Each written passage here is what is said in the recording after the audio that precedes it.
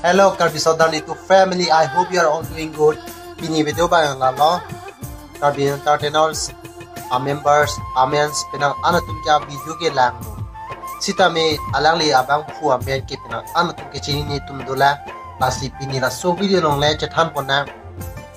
Karbi entertainers members bang pu an ma ke do la pen ke. Amen ko son ma. Pasti dak ni li video long bini. Sini pon pola sikit jeng pen ki jodan lang de de don tu. Asito non ke lang bon rapet na nili da chini ne lang inut bai ni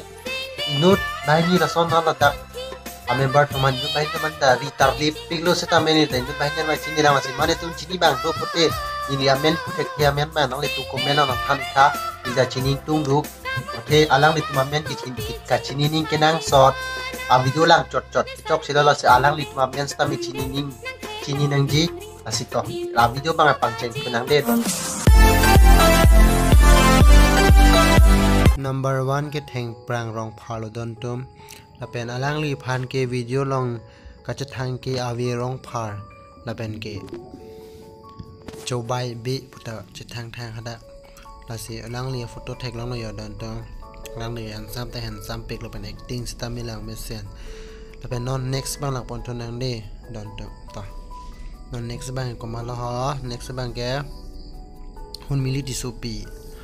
Phun milit isupi na letum chini la yo picture long thek long man sita me alang ligi chapar jana thek pic la pen funny sita me acting thek pic la pen lang li black channel do isupi entertainer tan non next bang lang pon tu phet na bhagawati isupi ta la lo don tum bhagawati isupi ge thek long lo don tum ajemi pic pen acting sita me thek pic ta long de non next bang na ko lang pon thunang next bang ma lo ha ma long timu la li don tu ma long ni director si chikrong ko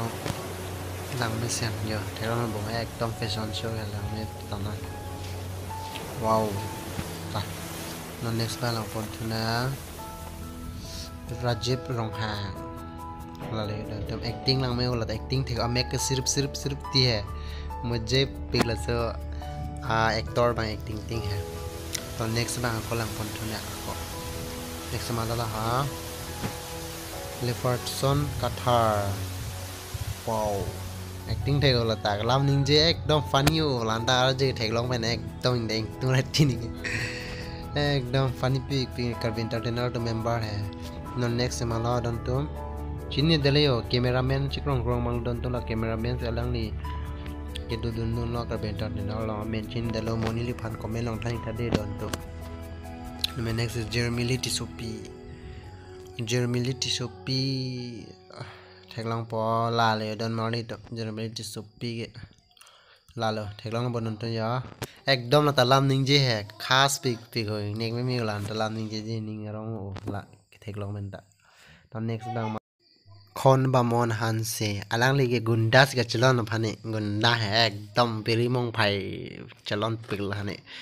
ning sam pik la da theng la pen non next la pon thonang de don to next ke do wan phang cho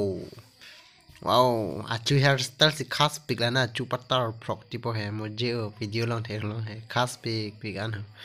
next bang ma lo bijaninti la le la ta lo alam ken kong hi hoi ma ning rong la ta video ke lang la to non next bang lang pon thona